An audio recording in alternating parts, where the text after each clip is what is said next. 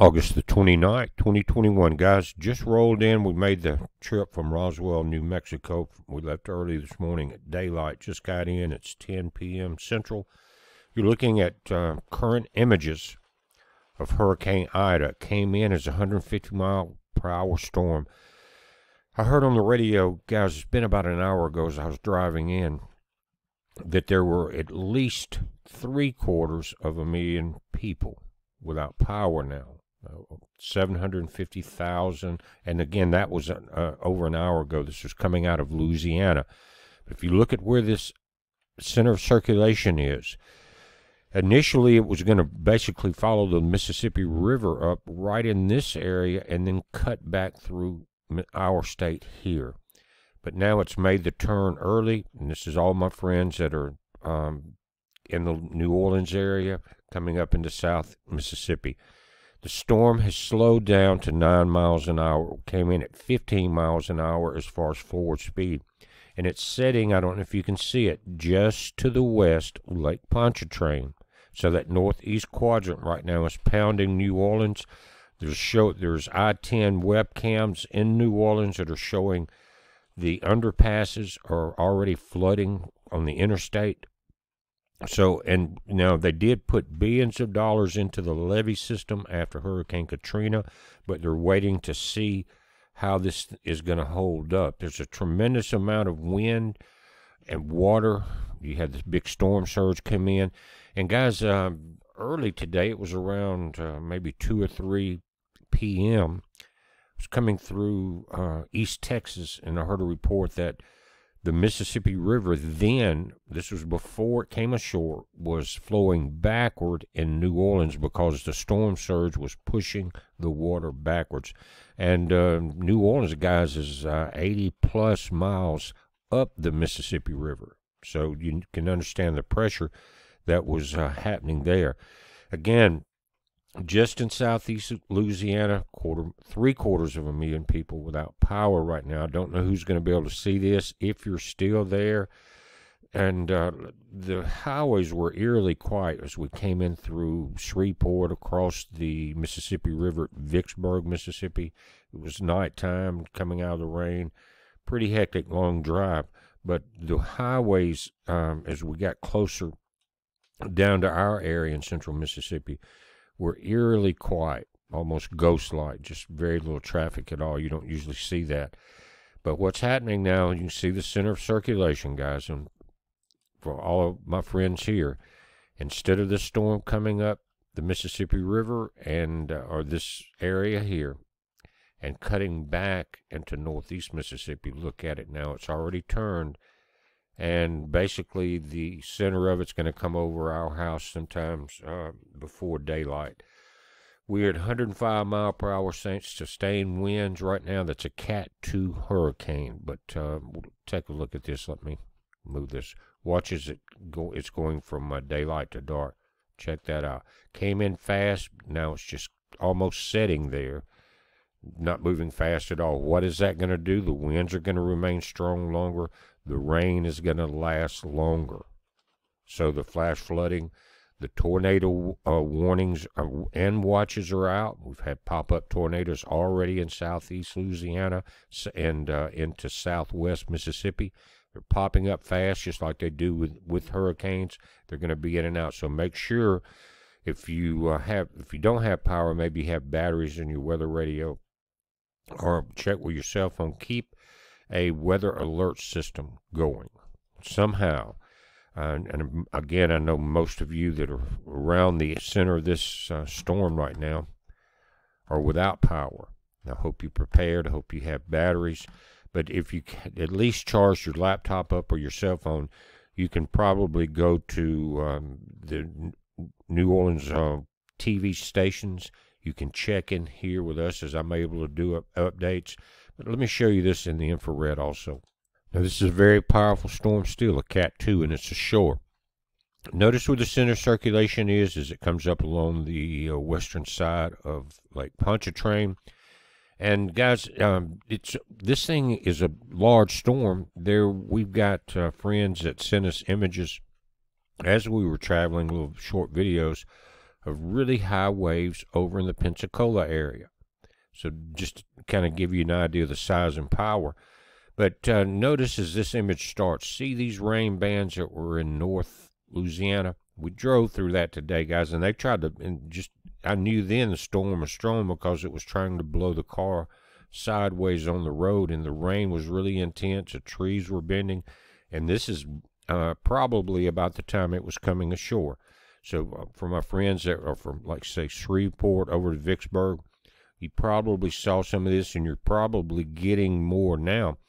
But that side of the storm is drier, but I'm real concerned that our power is not going to last very much longer here, guys. So fill up your bathtubs.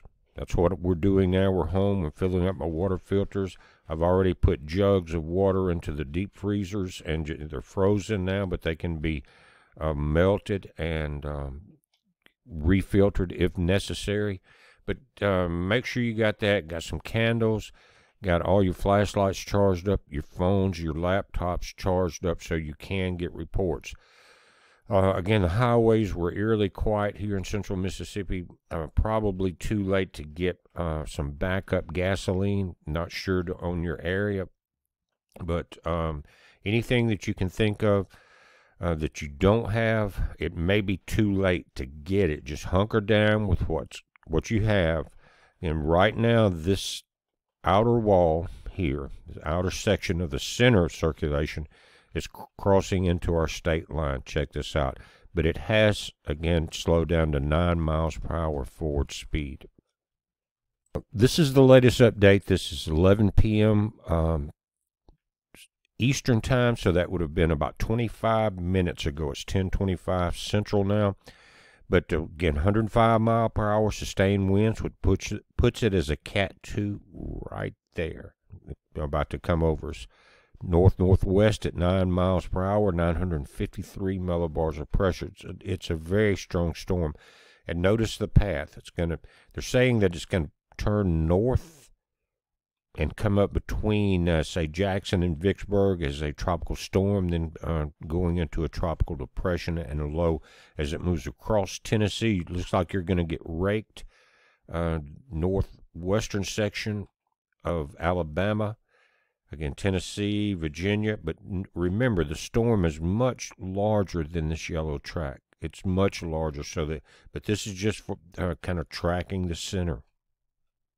Now, just looking at the radar for a second, and this may go a couple of frames into the future, but here's your Lake Pontchartrain area. New Orleans is just south of there. Slidell here came over home, and from what the reports I've got, it got hit really hard. And you think about all of our friends down from there all the way to the actual Gulf of Mexico itself, and what we're talking about. Troy Landry, and all the people that, if you've ever watched Swamp People on Discovery Channel, you understand exactly where I'm talking about. And imagine 15 to 20 foot storm surge down there in the bayou, which is basically at sea level. So there's a lot of people that have had to hunker down, and we hope that they all make it through this. But you can see that the storm is loaded on the west and north side right there. See where the most energy is? And so as it starts to track, and you can't see the Mississippi line very well here, but Baton Rouge, you're basically on the better side right now. I know you're getting high wind and some rain, but the power of the storm is more towards Slidell and moving up towards Bogalusa at this point. Gulfport, they had tornadoes right now, guys. Again, tornado watches, warnings out all through this area. They're popping up very quickly. They're going to dissipate quickly. That's the nature of these hurricane spun up tornadoes. And for our friends to the north of us, again, just this is how the spaghetti models are spread out. You saw how the National Hurricane Center was tracking it.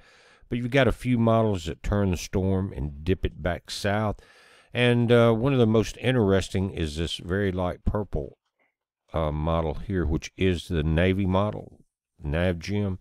And it shows the storm pulling up through North Mississippi, going across Tennessee, Kentucky, then getting caught in a front moving from the north to the south and curving back through North Carolina, South Carolina, into Georgia. Just as a note, we don't know what's going to happen on that.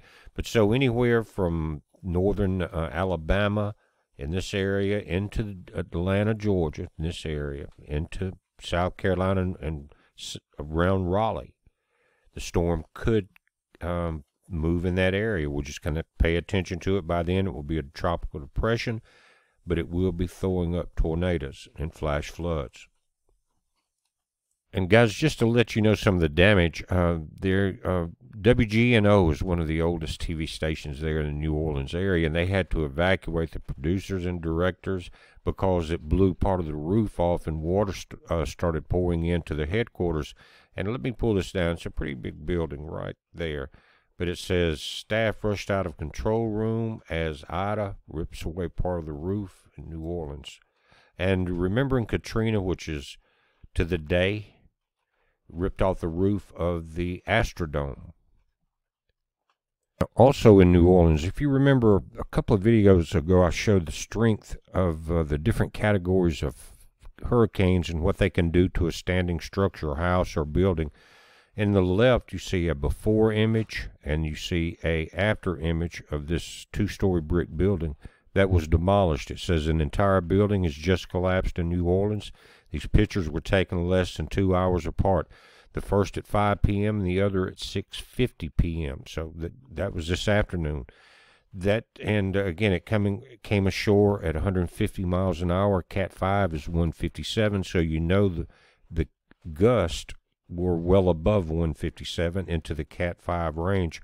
And sometimes they will come in and measure the hurricanes after the fact, look at the damage, assess everything they're seeing, and they have upgraded these hurricanes before. I think Michael was one of them.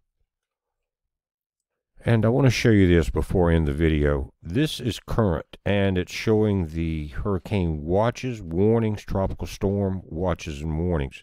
Hurricane warnings are up offshore and all the way through the New Orleans area up into southeastern Louisiana and into southwestern Mississippi, just below where we live now. The tropical storm warnings go out much further, all the way up into northern Mississippi, cover both sides of the Mississippi River, and all the way to Panama City, offshore, onshore, into southern Alabama, basically Florida-Bama line down. All you guys know where the Florida-Bama is, up into Mobile Bay. So you're going to be getting a lot of wind. You can see the size of the storm again. But there's nothing under a hurricane watch right now. It's the hurricane warnings that are important. And I guess they're saying by the time it gets further into possibly closer to morning, it will be downgraded below a hurricane category. We'll see. Guys, there's hundreds of updates. Again, some of the I-10 underpasses were flooding, unpassable in the New Orleans area. It's a bowl, and the entire bowl there is below sea level and well below the river level because how they've had to build the levees up over the years. So keep your thoughts and prayers there. And something that I heard a couple days ago that kind of amazed me was that the mayor there in New Orleans, she told the people 2 days ago it was too late to get out to evacuate, and that they needed to hunker down when they had 48 hours more to evacuate. Kind of strange. Just thought I'd mention it. But we're watching it, guys. This thing's coming towards us here. Tonight's going to be a long night for us here. We have power, and if I need to do another update, I will. But main thing is now, you're about to have a Cat 2 hurricane come up through our area. You're going to have tornado warnings up throughout the night for the entire area. Flash flooding, the entire 9 yards, power outages. Don't know how we're going to fare here. We made it home. I wanted to make sure, regardless of what happened, I was prepared to react instantly. We're watching it, guys. You watch it. It's a heads up. Be safe.